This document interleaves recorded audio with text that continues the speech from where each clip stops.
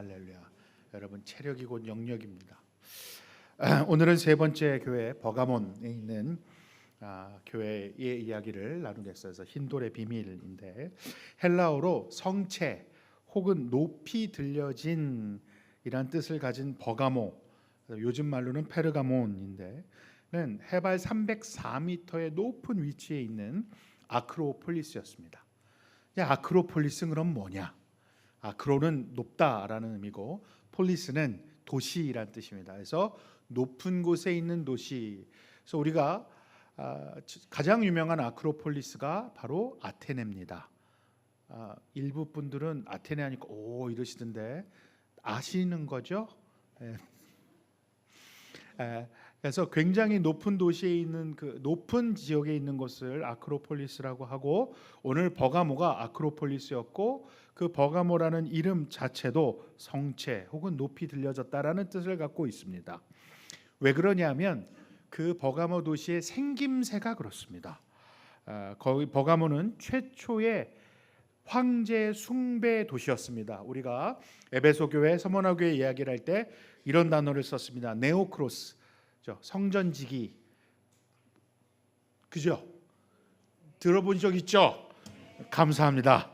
네오크로스라는 것은 황제를 숭배하는 신전이 있고 그것을 돌보는, 그래서 그 네오크로스라는 명칭을 가지면 그건 그 당시에 영예스럽고 그다음에 로마와 아주 긴밀한 관계란 뜻이고, 거기에는 부와 권세와 영광이 함께 떠오르는 타이틀이었는데 버가모는 그것이 최초로 받은 도시입니다. 물론 한 번이 아니라 여러 번 받았습니다.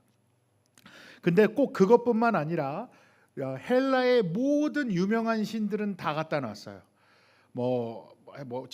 제우스의 엄청나게 큰 제우스의 신전도 있고, 그다음에 치료의 신, 아스클레피오스라는 신도 데려다 놓고, 비너스도 데려놓고, 그래서 신전들이 어마어마하게 그 도시 가장 맨 위에 위치하고 있었습니다. 그것뿐만 아니라 그들은 20만 권의 긴 책을 소유한 도서관도 있었습니다. 그래서 굉장한 교육의 도시였고 문화의 도시였다고 해요. 그리고 그들은 양피지를 발명했습니다. 여러분 양피지가 뭐죠? 네, 다 아시죠? 그러나 다시 한번 설명하겠습니다. 양 가죽을 가공해서 그걸 종이처럼 쓰는 겁니다. 근데 이걸 버가몬에서 가장 먼저 발명해냈습니다. 이집트에는 파피루스가 있는데 그 파피루스, 이제 이집트랑 무역을 하는 과정에 조금 기분이 안 좋으니까 이집트에서 파피루스를 딱 끊어버렸단 말이에요. 그래서 버가몬이 양피지를 만들어서 자기네 나름대로의 책을 만들어서 그게 20만 권. 여러분 지금도 20만 권이면 엄청난 도서관이죠.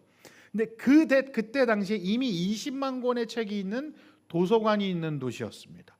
그것뿐만 아니라 아까 말씀드렸던 아스클레피우스라는 치료의 신을 섬겨요. 그래서 그 뱀이 형상이거든요. 세계 최초로 정신병원이 있었습니다. 여러분 그때는 막 그런 거 없었을 것 같죠.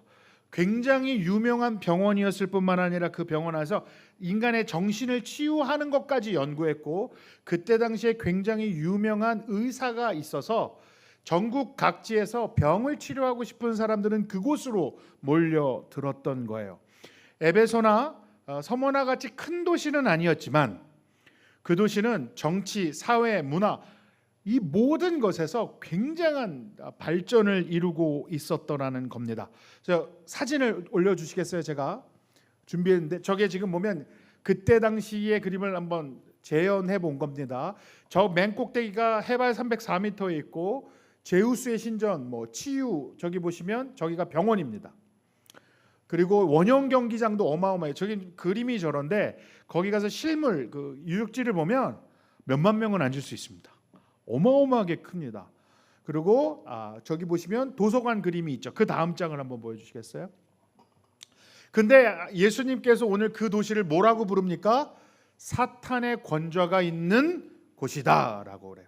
사탄의 권좌. 지금 저기 보면 꼭 의자 같죠? 느낌에 약간 팔걸이 이렇게 해서 저기가 황제의 숭배를 하는 신전입니다.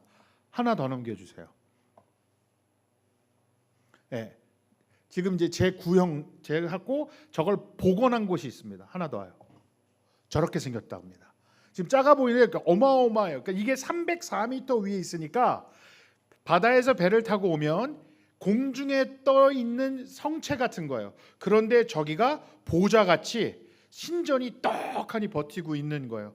그걸 바라보면서 오늘 요한계시록에 예수님이 뭐라고 설명하냐면 사탄의 보좌, 권좌가 있는 곳에 신자들이 산다고 표현을 하는 겁니다.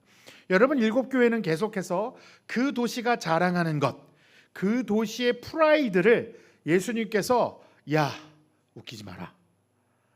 그걸 자랑하고 있냐? 진정으로 자랑해야 될 게 뭔지 보여주마라고 표현하는 표현들이 있다는 걸 우리가 말씀드렸죠. 그게 왜 중요합니까?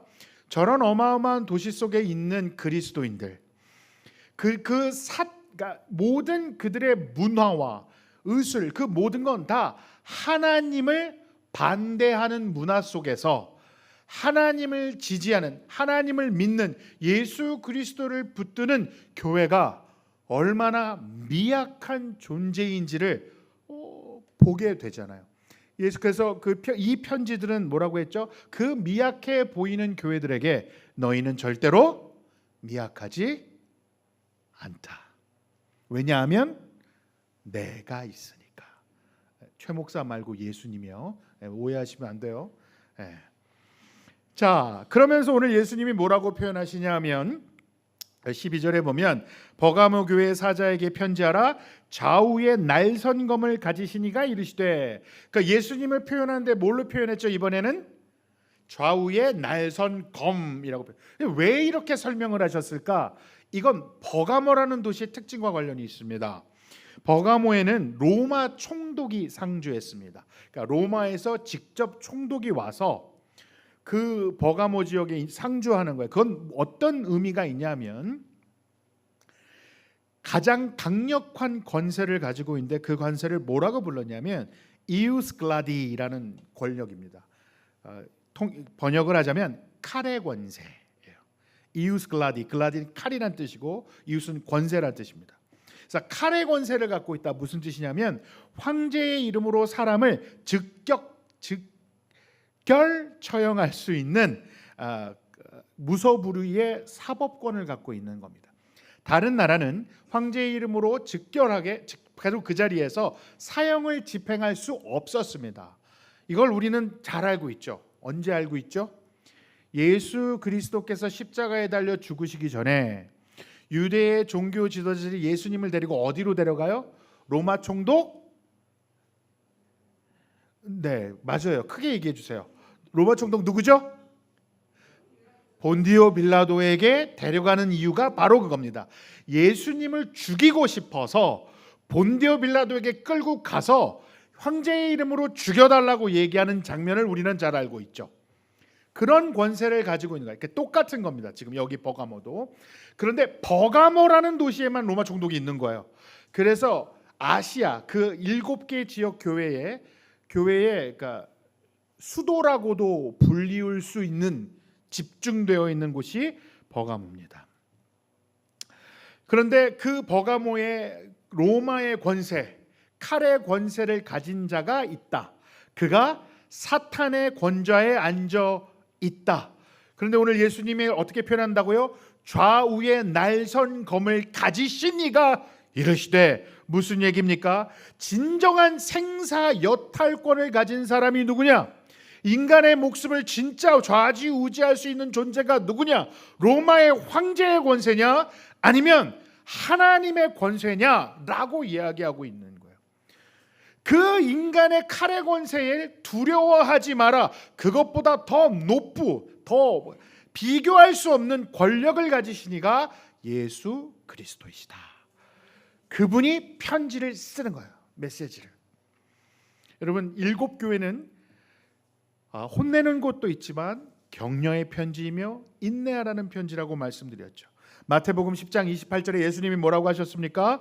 몸은 죽여도 영혼은 능히 죽이지 못하는 사람을 두려워하지 말고 오직 몸과 영혼을 능히 멸하실 수, 지옥에서 멸하실 수 있는 일을 두려워하라. 오늘 그와 같은 계의 이야기를 하는 거죠.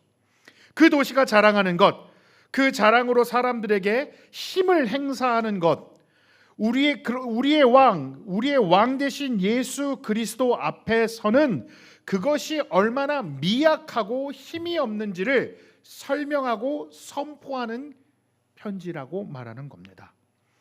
그런데 그곳에서는 칼의 권세를 갖고 무슨 짓을 했다 그러죠? 13절에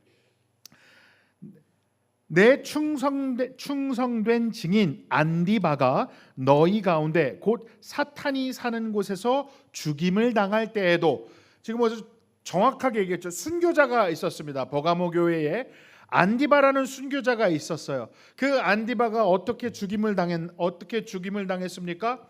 황제를 숭배하지 않는 거예요. Caesar is my lord.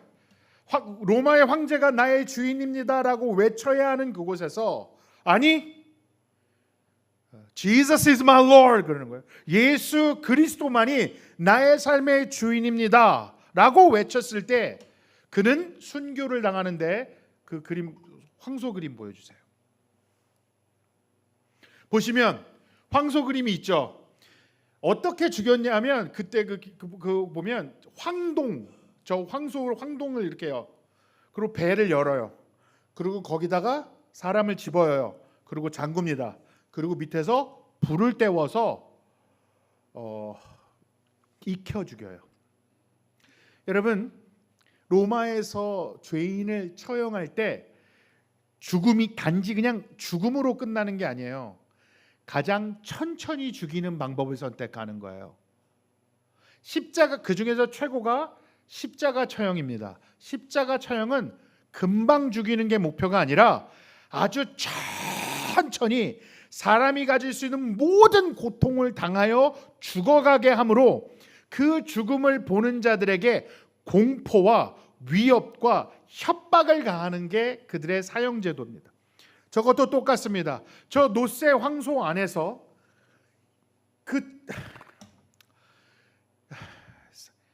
상상할 수 없을 얼마나 그가 소리를 질렀는지, 아파서 비명을 질렀는지는 모르겠으나 밖에 있는 사람들에게 있어서는 그건 너무나도 처절하고 잔인한 죽음이며, 그러면 그리스도인들에게 무슨 메시지를 보내고 있는 거예요?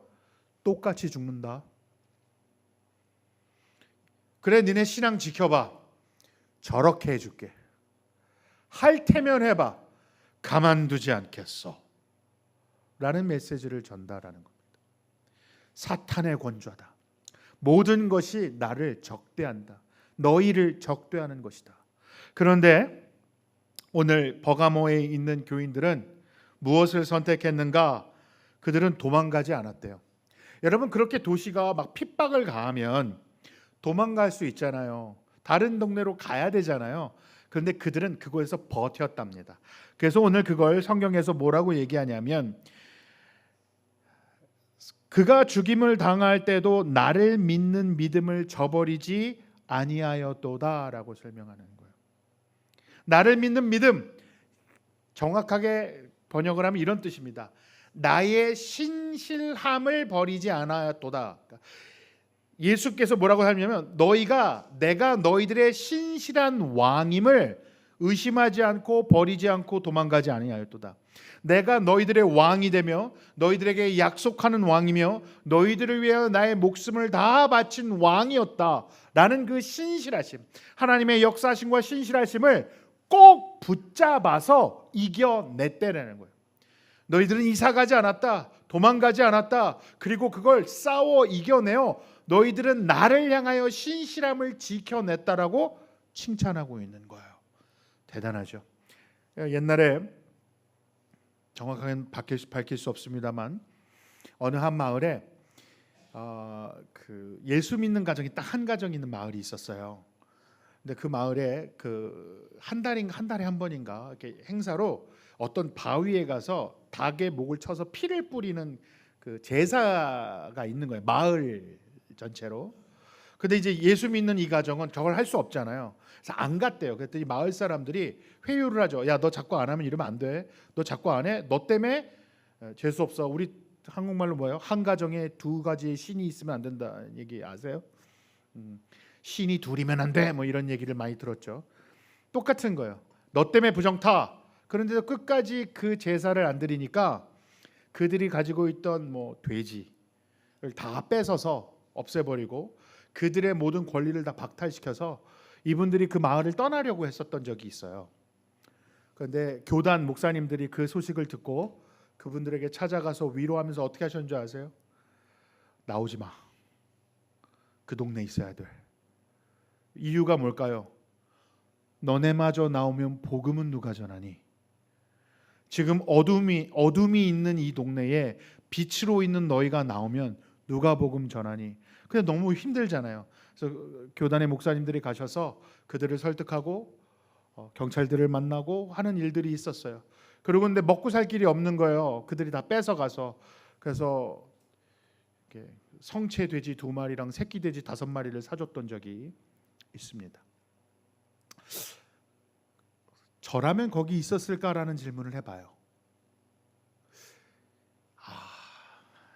모르겠습니다.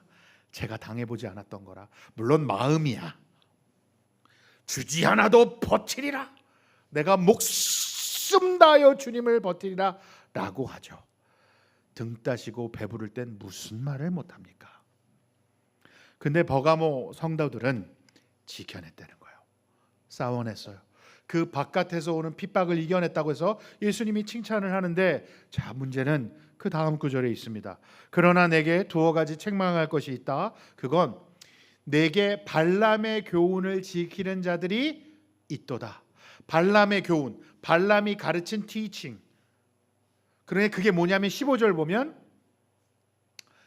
이와 같이 내게도 니골라 당의 교훈을 지키는 자들이 있다라고 하는 거야. 그러니까 지금 버가모 교회 안에 니골라 당이라는 자들이 들어와서 거짓 가르침을 가르치는데, 그럼 그 거짓 가르침이 뭐냐는 말이에요. 니골라 당이 그 영지주의들이에요. 영지주의는 영어로 나스티시즘이라고 하는데, 영지주의는 뭐 하는 사람들이냐면 모든 세상을 이분법적으로 바라보는 가르침이에요. 쉽게 말하면 영혼은 깨끗하고 육체는 더럽다. 그러면 그래서 교회 안에 와서 어떤 이단이 생겼냐면, 야, 우리가 어떤 죄를 져도 괜찮아. 우리의 영혼은 구원받았잖아, 예수로. 그런데 그거 알아? 그래서 이 사람들이 어디까지 갔냐면 나가서 일부러 죄를 짓는 거예요. 막 아버지의 처와 세컨드와 잠자리를 하고 와서 교회 와서 자랑을 하는 거예요. 야, 난 이 정도까지 더러운 짓을 했어. 하지만 난 하나님의 은혜로 구원받았어. 그러니까 내가 나가서 불법을 행하고 하나님이 싫어하는 일을 해요, 육체로. 하지만 자기들의 영혼은 구원받았기 때문에 괜찮다라고 얘기하는 방종을 일으킨 거예요. 그게 고린도 교회입니다. 그 고린도 교회에 바울이 신랄하게 뭐라고 하죠? 화를 내면서. 그게 영지주의가 하는 거예요.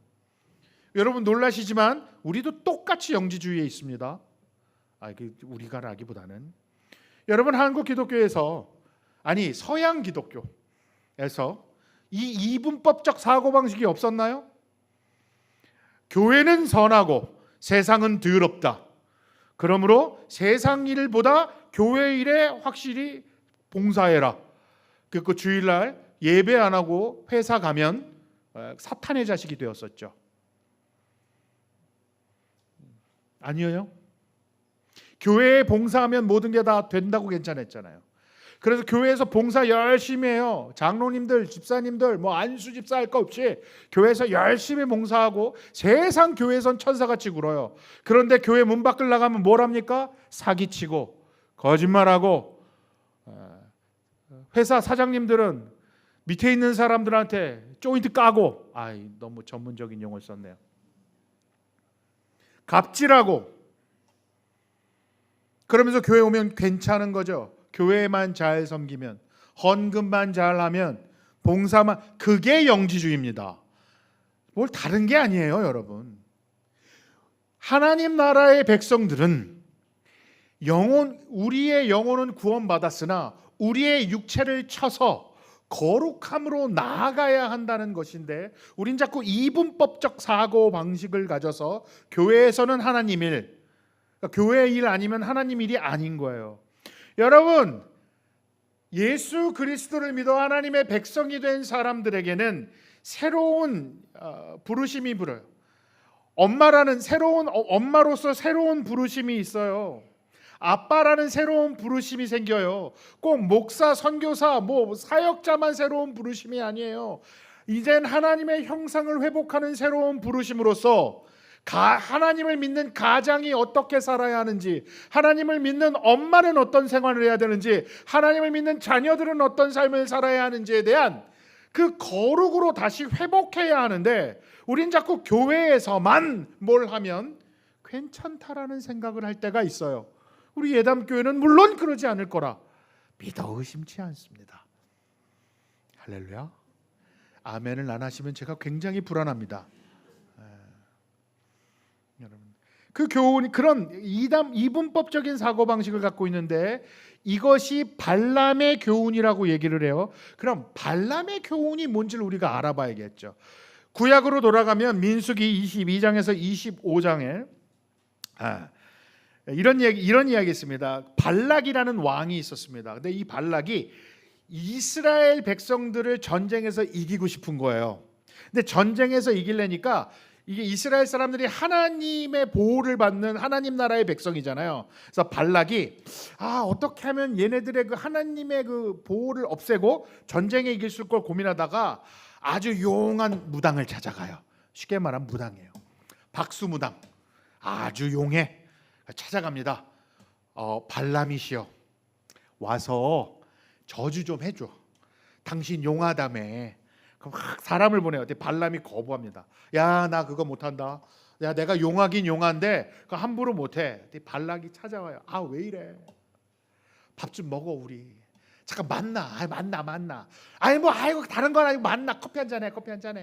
그리고 막 밥 막 깔아놓고 막 밥 먹이면서 막 옆에서 봉투도 주면서, 많은 거 안 바래. 저주 한 번만 해줘. 발람이 그럽니다.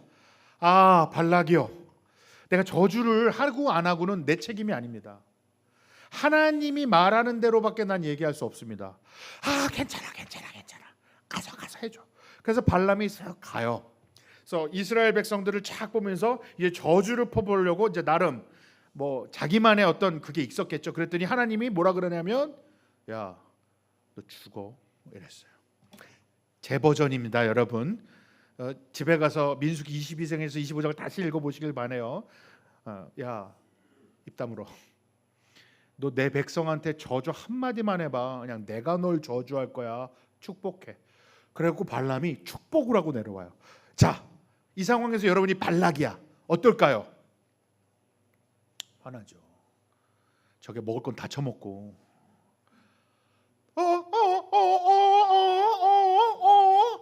왜 그래요? 했더니 발람이 그럽니다. 내가 그랬잖아요. 내가 내 얘기 못한다니까. 그래서 발락이 뭐라 그래? 터가 안 좋아. 수맥이 흘러. 다른 데로 가서 다른 데로 데려가요. 발람한테 또 하라 그래요. 올라가서 또 축복해요. 몇 번을 해요? 4번을 합니다. 근데 4번을 싹 다 발람이 축복을 해요. 발락이 열받았어. 용하다 그러더니 내가 받은 너 딱 돌팔이야. 짜증나. 야, 복채 내놔 이러는 거예요. 근데 또 발람이 그런 거 있잖아. 받은 돈 내주기 싫잖아요. 아예 안 받았으면 모를까. 여러분들 굉장히 돈에 초연한 표정으로 저를 쳐다보고 계세요.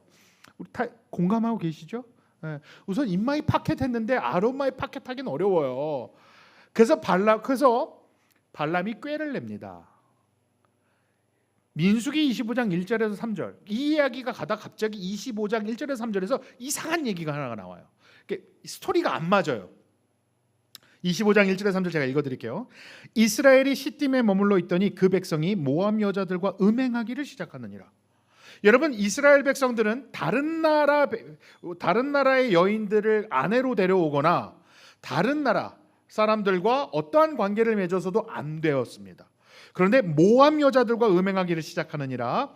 그 여자들이 자기 신들에게 제사할 때에 이스라엘 백성을 청하여 백성이 먹고 그들이 신들에게 절함으로 이스라엘이 바알보올에게 가담한지라 여호와께서 이스라엘에게 진노하시니라. 갑자기 이 사람들이 모압 여인들과 성관계를 갖고 그들과 관계를 맺으면서 거기서 끝나는 게 아니라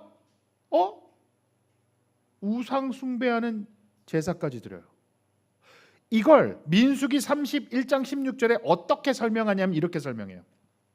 보라, 이들이 발람의 꾀를 따라 이스라엘 자손을 부올의 사건에서 여호와 앞에 범죄하게 하여 여호와의 회중 가운데 연병이 일어나게 하였느니라. 뭐라고 얘기하냐면 발람이 꾀를 냈어요. 발람이 계획을 했어요. 이런 거예요. 여러분 이제 상상을 해봐요. 이제 발람과 발락이 앉아 있어. 발락 지금 열 받았어. 발람이 지금 이제 복채 받은 거는 저주는 못해도 뭔가 일은 좀 해결해 줘야 되잖아요. 왕이시여, 이거 사실은 우리 업계의 비밀이거든요. 근데 내가 도움을 드릴게. 내 얘기를 잘 들어. 뭔데? 어차피 우리가 저주를 해서 이스라엘 백성을 이길 수는 없어. 하나님이 보호를 잘해.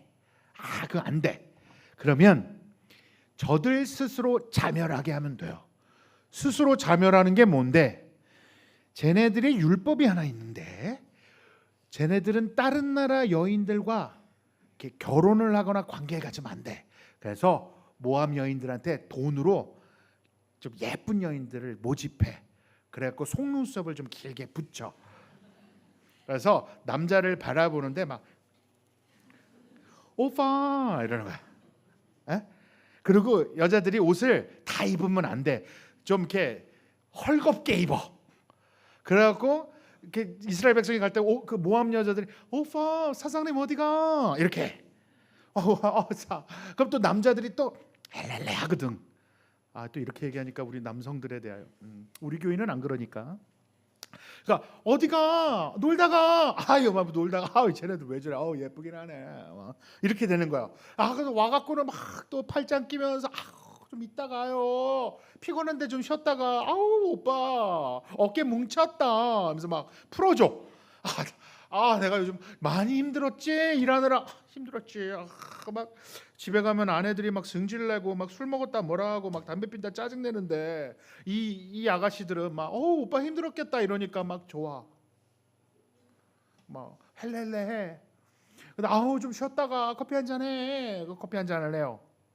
그러다가 한 번 갔는데 좋아 위로받잖아. 그래서 모함 여인을 자꾸 찾아가네 이 미친 인간들이. 막 찾아가 갔더니 오빠 오늘 저기 이번 주말에 뭐해? 뭐 하긴 좀 골프 약속이 있긴 한데 왜? 주말에 밥 먹으러 와. 우리 저기 저 바알이라고 있어 바알. 근데 우리 바알 신에게 제사를 드려야 되는데 오빠가 오면 너무 좋을 것 같아. 무슨 소리야? 우리는 여호와를 섬겨. 우린 다른 신한테 제사 못해. 누가 제사 드리래. 와서 밥이라도 먹고 가. 밥만 먹고 가. 고기가 그냥 쫀득쫀득해. 밥만 먹어? 밥만 먹으면 돼. 그래? 가볼까? 니네들은 뭐 어떻게 하는데? 구경해. 구경하다 가서 밥을 먹어요. 여러분 우상에게 드린 제물을 음식을 같이 먹었다는 얘기는 뭐냐면 그들의 제사에 참여했다는 얘기랑 똑같은 거예요. 그러니까 그들이 나는 제사 드리러 간 거 아니야. 밥만 먹으러 간 거야 했는데 그 밥만 먹는 것이 어디까지 가냐면 결국엔 우상 숭배까지 가고 음란해지는 거예요. 음란한 건 뭐예요? 하나님의 법도에서 벗어난 걸 음란하다고 해요. 물론 성적인 타락도 당연히 들어가겠죠. 그러니까 그들이 가지고 있는 기준에서 벗어나서 음란해지고 하나님을 버린 거예요. 외부의 압력은 다 버텨내는데 내부에서 적당한 타협, 적당하게 꼭 그렇게 살지 않아도 돼. 그게 발람의 가르침이에요. 뻣뻣하게 굴지 마. 대세를 좀 읽어. 문화를 읽으라고. 도서관에 가서 책도 좀 읽고 이렇게 되는 거죠. 버가모 교인들에게 거짓 교사들이 니골라당 사람들이 와서 하는 거죠. 아마 이렇게 얘기했을 겁니다. 야, 우리가 사회적 영향력을 끼쳐야 하지 않겠어? 효과적인 사회 활동을 하려면 길드 조합 아시죠? 야, 경제 활동도 해야 되고 돈도 벌어야 되고, 그 돈 벌어서 헌금도 많이 하고 불쌍한 사람도 도와야 되지 않겠어? 그러면 우상 축제 벌이는데 와서 밥 먹어. 누가 축제 즐거워하래? 거기에 또 유명한 사람들, 능력 있는 사람들, 높은 지위에 있는 사람들 와서 네트워킹하고 그들하고 같이 밥 먹어. 하나님은 사랑이야. 하나님은 다 봐줘. 라며 방종을. 그런가? 여러분, 전 어려서부터 항상 들었던 말이 있어요. 야, 예수 믿는 애들이 공부 못하면 되겠어? 그 하나님의 영광이 되겠어? 난 하나님의 저주였다. 공부 못해갖고. 그래서 목사가 됐나? 공부 잘해야 된대요. 사업 잘해야 된대요. 사회에서 영향력 있는 사람 된대요. 그래야 하나님께 영광 돌린대요. 하나님의 영광이 그렇게 우습습니까? 우리의 그런 것 없어도 천지를 지으신 만유의 주이세요. 이 세상의 주인이세요. 우리가 영광 돌리지 않으면 하나님은 돌을 들어서도 찬양을 받을 수 있는 능력의 주인이세요. 우리가 무엇이 간데 하나님을 더 높일 수 있습니까? 우리는 그 어떤 짓을 해도 우리의 가장 좋은 것을 드려도 하나님을 더 높일 수 있는 존재가 아니라는 걸 왜 모른단 말입니까? 그런데 교회 와서 그런 거짓 가르침이 들어온 거예요. 그러면서 경쟁하라고 종용하고 이겨내라고 종용하고 나가서 적당하게 예배 열심히 드리고 나가서 사기 좀 쳐. 매상 좀 속여. 저 교회 집사님 많이 봤어요. 식당 하면서 매상 다 속이고 올려놓은 다음에 돈 많이 해서 가지고 팔아먹고 그 식당 산 사람 그 다음에 너무너무 힘들어하고 그게 억울해서 또 매상 거짓말해서 또 팔아먹고 다 교인이야. 그게 당연하다고 얘기해요. 그런데 교회에서 얼마나 열심히 예배드린 줄 아세요? 선교여행은 또 얼마나 열심히 가는데 멕시코에 신학교도 세워줘. 지랄. 죄송합니다. 너무 쎄. 요건 편집 안 돼요? 할렐루야. 지랄입니다, 여러분. 그게 타협이고 그게 오늘 발람의 가르침이에요. 적당한 타협과 적당하게 종용합니다.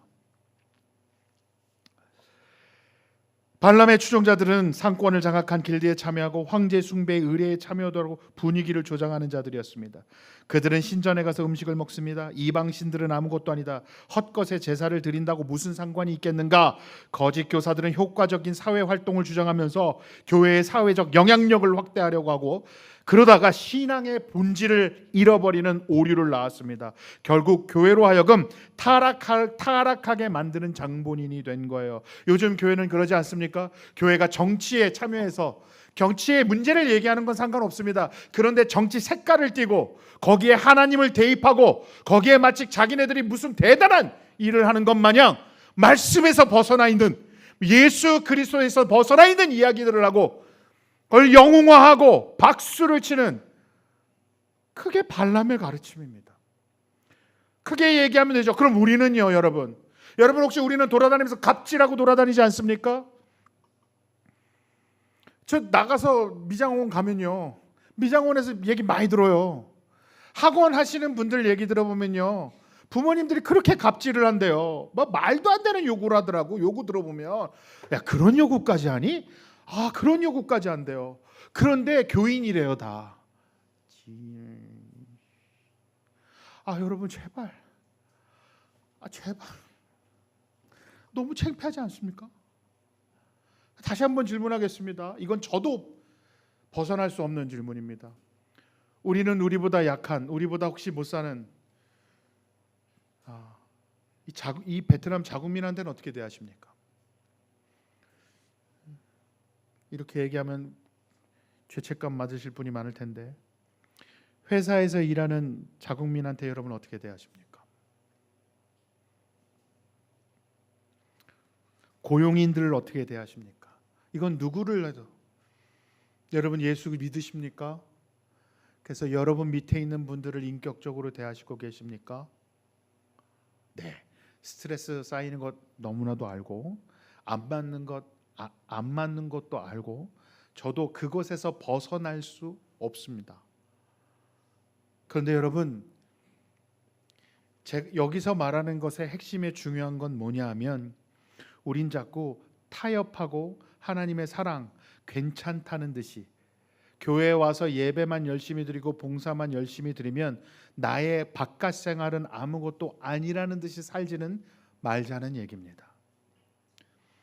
주일이 중요한 게 아니라 월요일서부터 토요일이 더 중요합니다. 11조가 중요한 게 아니라 10의 9조가 더 중요합니다. 혹시 어떤 타협을 하고 계십니까? 거룩의 길로 가고 계십니까? 여러분, 오해하지 마십시오. 교회는 지저분하고 죄짓고 거룩하지 않은 자들이 모이는 곳입니다. 여러분, 교회에 그런 모든 사람이 깨끗한 사람만 모인다면 착각하고 계시는 거예요. 그건 천국이라고 불러요. 교회는 천국이 아닙니다. 교회는 하나님의 나라를 추구하는 공동체입니다. 그렇기 때문에 부족한 자, 능력 없는 자, 거룩하지 못한 자, 죄에 빠진 자들이 모입니다. 모든 걸 다 정리하고 오는 건 불가능해요. 우리의 삶을 깨끗하게 하고 거룩하게 하는 것은 주 예수 그리스도밖에 없습니다. 믿으십니까? 그래서 그 모든 자들이 우린 교회에 나오는 겁니다. 그러나 교회에서 예수 그리스도를 믿고 나면 이제부터 우리는 처절한 전쟁을 벌여야 됩니다. 어떤 전쟁입니까? 거룩함으로 나아가는 전쟁을 벌여야 하는 거예요. 여러분, 예수님을 믿고 나면 분명히 벌어지는 일이 하나 있는데, 그 일이 뭐냐 하면 내 삶의 타협과 내 삶의 죄성이 드러난다는 겁니다. 내가 알지 못하는 오만이 드러나요. 여러분, 목사잖아요. 저를 예를 들게요. 그냥 목사 정도 되면은 어느 정도의 수준에 이르렀다라는 착각을 하시잖아요. 여러분들이 안 하세요? 아예 거룩하게 안 보는군요, 저를. 저도 가끔 그럴 때 있어요. 이제는 내가 참 승질 많이 죽었다. 나 되게 거룩한 것 같고, 막 말씀 읽다가 막 깨달으면 나 막 진짜 주님하고 가까워진 것 같을 때 있어요. 그런데 살다 보면, 사람들하고 만나다 보면 제 안에 오만함을 경험해요. 얼마나 놀라는지 몰라요. 나 되게 겸손한 줄 알았는데 벌써 안 겸손하죠. 내가 겸손하다고 착각했으면 안 겸손한 거예요. 오만함이 있어요. 나보다 약한 자, 나보다 힘없는 자, 나에게 다시 턱백할 수 없는 사람들에게 난 어떻게 대하는가? 어찌됐든 목사라는 신분으로 어찌됐든 힘과 책임이 주어져 있고, 제 말 한마디에 굉장히 많은 영향력들이 생기면 생길수록 제 안에 있는 오만함도 드러나는 걸 보여요. 내가 겸손한 게 아니었구나. 힘이 없었구나. 내가 뭔가 검소한 게 없었구나. 그냥 돈이 없었구나. 내게 돈이 생길 때, 내가 힘이 생길 때 난 그것으로 무엇을 하는가? 라는 걸 보는 거예요. 평생 싸워야 할 싸움입니다, 여러분. 왜 아멘 안 해요? 여러분, 죽을 때까지 못 벗어납니다. 예수 믿는 거 그렇게 쉽지 않아요. 영적 전쟁을 벌여야 합니다. 나의 자아를 십자가에 죽이는 매일의 삶이 우리에게 있어야 합니다. 버가모 교회는 그걸 포기한 거예요. 그렇게까지 안 해도 돼. 적당히 타협하면 돼. 좋은 게 좋은 거야. 아니요, 좋은 게 좋은 게 아니라고 얘기해요. 타협할 수 있고요, 우린 또 넘어지고요, 우린 또 유혹에 빠집니다. 그런데 그것이 당연한 게 아니어야 한다고요. 그게 몸부림치는 아픔이어야 하고, 주님 앞에 나와 기도해야 하는 것이며, 그것이 우리의 눈물이 되어야 하고, 어떻게 하면 다시 거룩으로 나갈지에 대하여 우린 고민하고 기도하고 괴로워하며 탐구하는 것이 우리의 거룩을 지키는 일입니다. 버가모 교회는 그걸 포기한 겁니다. 나른한 휴양지 같이 돼서. 왜요? 자기네들은 시험을 이겨냈거든요. 꿋꿋이 버텨내고 있거든요. 외부의 공격은 이겨냈는데 내부의 공격에서 넘어졌습니다. 외부의 칼은 이겨냈는데 내부의 빵 안에서, 먹고 사는 문제에서 넘어져 버렸습니다. 그래서 그 우상의 잔치에 참여하는 그리스도인들이 생긴 거예요. 영향력을 가진다며.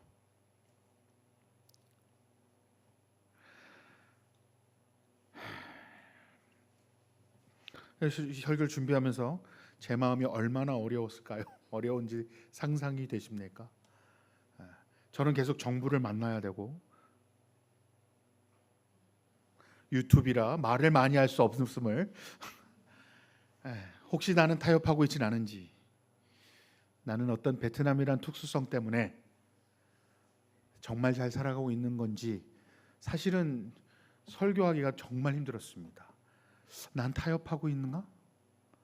나는 우리 성도들에게 괜찮다고 방종을 종용하고 있지는 않을까? 고민이 많았습니다. 융통성이라는 타협에서 돌아서야 합니다. 몸부림쳐야 합니다. 여러분, 5년 전, 10년 전의 은혜로 오늘을 살지 않기를 축복합니다. 오늘의 은혜를 구하십시오. 오늘의 용서를 구하십시오. 여러분, 오해하지 마십시오. 주여, 알고 지은 죄 모르고 지은 죄를 다 용서하여 주옵시고 혹시 모르고 지은 죄가 있어서 하나님이 저를 혼내지 말아 주옵소서라는 공포와 협박의 얘기가 아니라, 나를 구원하신 그 하나님 앞에서 내가 너무 순결하게 살고 싶고 예수 그리스도를 닮고 싶고 예수 그리스도의 가르침을 깨달아 살아내고 싶은데 나의 실력이 없음에, 나의 능력이 없음에 답답해서 주님 앞에 나와 기도하고 몸부림치는 자세를 전 얘기하는 겁니다. 완벽하라고 말씀드리는 게 아니라 그 몸부림이 있으시냐고 물어보는 겁니다. 그 몸부림이 멎었다면, 그리고 그냥 이렇게 살고 타협하는 게 너무 자연스러워지셨다면 회개하십시오. 돌이키십시오. 무릎 꿇어야 합니다.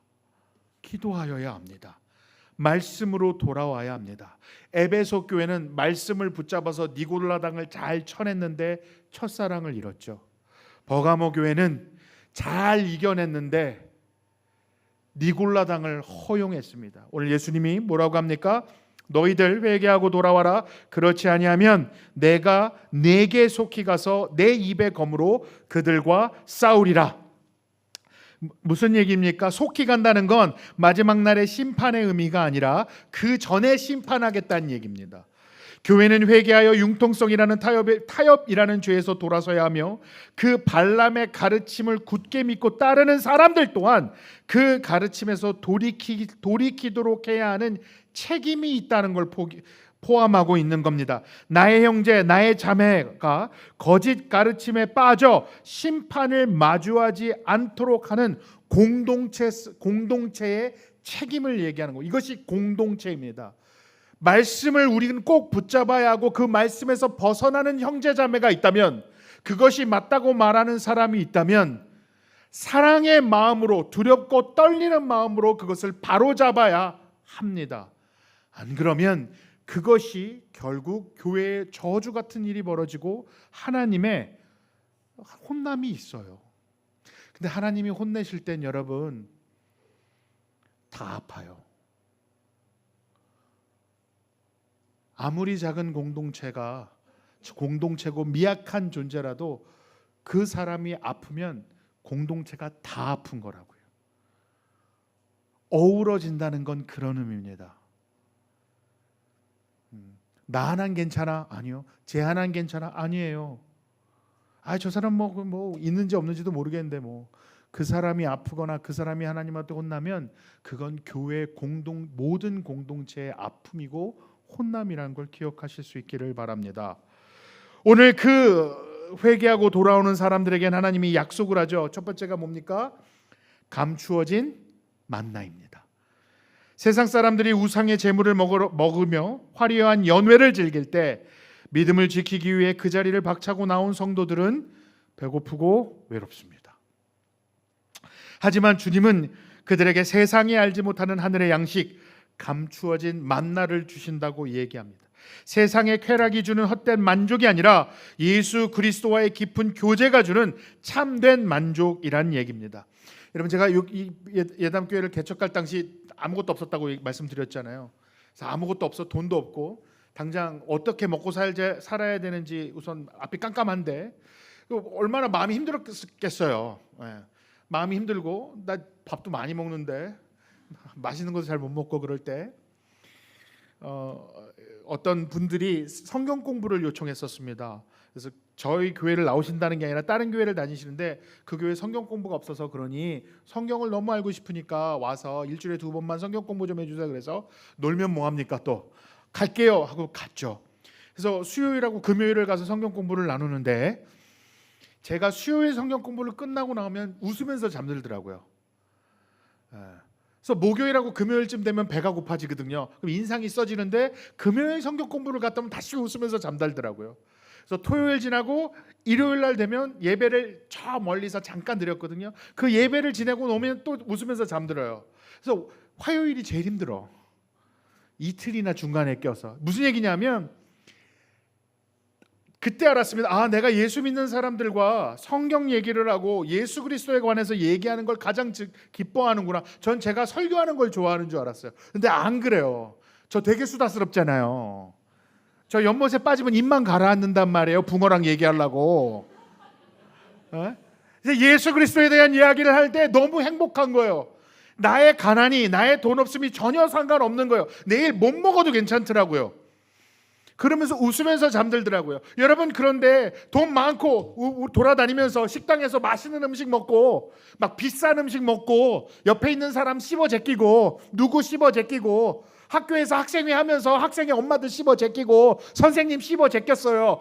씹어 제낄 땐 재밌지. 사람 씹는 것처럼 고소한 게 없어요. 그런데 끝나고 집에 가면 어떻든가요? 헛헛하죠. 허망스럽죠. 정말 그게 좋든가요? 그 헛헛한 마음을 그 다음 날 다시 다루죠. 다른 사람을 씹는 것으로. 그러다 결국엔 너무 상처에 빠져나갑니다. 여러분, 셀그룹에서 제발 세상적인 얘기, 누구를 씹는 얘기 하지 마십시오. 아직 한다는 얘기가 안 들어와서 먼저 선방을 치는 거예요. 잘못하면 까는 게 되니까. 셀그룹을 모이면 나의 아픈 얘기, 말씀을 붙들고 위로하는 얘기, 서로 기도해 주는 얘기, 진심을 담아내는 얘기, 위로하는 얘기를 하는 겁니다. 때로는 한 사람을 위해서 온 공동체가 한 2시간 동안 얘기 들어줄 수도 있어요. 매주 하지 마세요. 피곤하니까. 돌아가면서 충분하게 얘기할 수 있고 기도할 수 있고 나눌 수 있는 공동체가 돼야 된다고요. 그러면 뿌듯해요. 그러면 거기에 생명이 있어요. 그건 마치 하늘에 숨겨진 만나를 먹나고. 세상 사람들은 몰라요. 예수 그리스도를 믿는 사람들의 교제가 얼마나 즐거운지, 그 교제 속에서 얼마나 생명이 넘치는지, 그곳을 가기 위해 기다리는 마음이 어떤 건지 세상은 몰라요. 감추어진 만나라고요. 그 감추어진 만나를 먹는 셀그룹들이 될 수 있기를 축복합니다. 그들에게 흰돌을 주신다고 합니다. 그때 흰돌이 무슨 의미를 갖고 있냐면 크게 2가지가 있는데, 첫 번째는 무죄를 선포할 때 흰돌을 던진다고 합니다. 유죄는 까만 돌이에요. 그래서 흰돌은 무죄, 법정에서 무죄를 얘기합니다. 혹은 왕실 연회에 들어가는 초대장이기도 했습니다. 그래서 흰돌을 가진 자만 초대장을 보여주면서 들어가는 거예요. 그럼 오늘 흰돌을 준다는 얘기는 뭡니까? 하나님께서 그들에게, 야, 세상은 너를 버렸다. 세상은 너를 유죄라고 한다. 그러나 나는 너를 버리지 않다. 너는 무죄다. 나의 그리스도의 보혈의 피로 씻어버린 너희들은 나의 백성이다. 내가 너를 안다. 내가 너를 붙든다. 나의 잔치에 참여하라. 요한계시록 19장 8절에서 9절은 이렇게 합니다. 그에게 빛나고 깨끗한 세마포 옷을 입도록 허락하셨으니 이 세마포 옷은 성도들의 옳은 행실이로다 하더라. 천사가 내게 말하기를 기록하라. 어린 양의 혼인잔치에 청함을 받은 자들은 복이 있도다 하되 하고, 또 내게 말하되 이것은 하나님의 참된 말씀이라고. 어린 양의 혼인잔치에 참여하라. 끝까지 이겨낸 자들아, 타협하지 않은 자들아, 외롭기를 선택한 자들아, 춥기를 선택하는 자들아, 이제 하나님이 베푸는 잔치에 참여하라면서 그 잔치의 초대권을 우리에게 주셨다고요. 그런데 그 초대권이 그냥 초대권이 아니라 그 돌, 사진 보여주시겠어요? 저 돌 위에 다른 사람은 알지 못하는 새 이름을 주겠다라고 얘기하는 거예요. 그건 뭐예요? 새로운 정체성을 가진다. 예수 그리스도를 믿기 때문에 그 전에 세상에서 말하던 내가 아니라 하나님이 말하는 내가 누군지를 알겠다는 얘기 아니겠습니까? 이제 너는 더 이상 죄인이 아니다. 너는 나로 인하여 의인이 되었다. 너는 더 이상 세상의 권세에 굴복하는 자가 아니다. 너는 나의 자녀로서 하나님의 백성으로서 권세와 영광과 부여 속에서 살게 되었다라고 말한다는 거예요. 근데 다른 사람은 몰라요. 나만 알아요. 여러분, 하나님을 믿으면 하나님과 나만 아는 게 생겨요. 하나님이 내가 누구인지를 설명한다고요. 여러분, 자라면서 부모가 내가 누군지를 얘기합니다. 친구가 내가 누군지를 얘기합니다. 세상의 기준이 내가 누군지를 얘기하고 나보고 어떻게 살아가야 된다고 얘기합니다. 근데 정말 그게 맞던가요? 여러분은 똑똑해서 맞았을 수도 있겠습니다만, 전 어려서부터 한국에서 등치가 컸으니까 살로만이라고 불렀죠. 얼굴이 시커머니까 시커멍스라고 불렀죠. 누룩돼지라고 불렀죠. 공부는 또 못하니까 넌 그래서 어떡하게 못생긴 게 자랑이냐고 얘기하죠. 운동도 못하죠. 공부도 못하죠. 성악하라 그랬더니만 우리 할머니가 니까짓 게 무슨 성악을 하냐 그래갖고 성악도 포기했죠. 포기하긴 잘한 것 같아요. 나는 실패자라고 얘기하는데 유일하가 교회만 오면 괜찮다 그러더라고요. 교회만 오면 나라가 괜찮다 그래요. 근데 그것뿐만이 아니에요. 하나님을 알아갈수록, 하나님과 관계가 깊어질수록, 제가 그랬잖아요. 제 재작년까지 목사하기 싫어서 죽을 뻔했다고.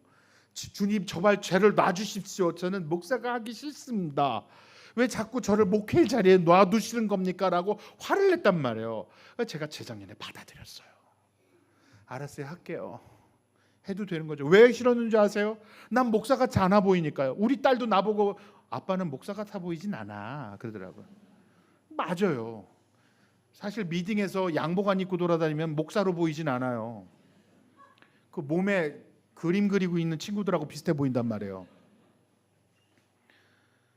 하나님이 괜찮다고 하는 거예요.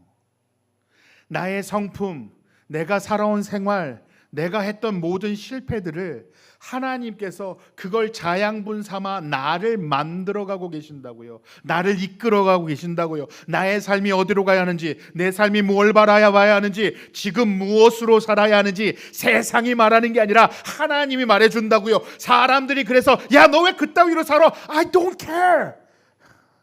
하나님이 나에게 주셨는데, 하나님이 준 시간이며 하나님이 준 장소이며 하나님이 준 삶이기 때문에 누가 뭐라 해도 상관없어지는 거예요. 나만 아는 이름이 되는 거예요. 하나님이 주신 그 흰돌 위에 나만 아는 이름을 새겨주신다고 오늘 얘기하지 않습니까?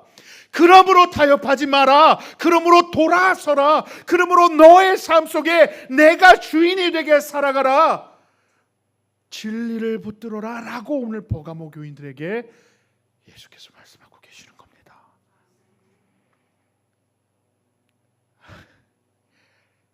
하나님을 믿는 게 얼마나 재미있는데요.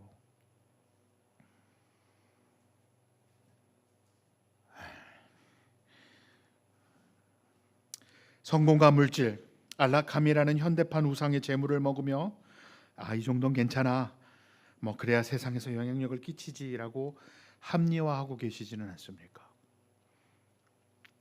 기억하십시오. 사랑의 하나님은 동시에 질투하신 하나님이십니다. 좌우에 날선 검을 가지신 심판주이십니다. 우리는 선택해야 합니다. 잠시 배부른 발람의 식탁에 앉을 것인가, 아니면 고난 중에도 감추어진 만나를 먹으며 영원한 승리의 흰돌을 주겠는가? 사탄의 보좌가 있는 것 같은 험한 세상 한 복판에서 예수의 이름을 굳게 잡고 흰돌의 비밀을 간직한 거룩한 승리자가 될 수 있기를 축복합니다. 기도하겠습니다.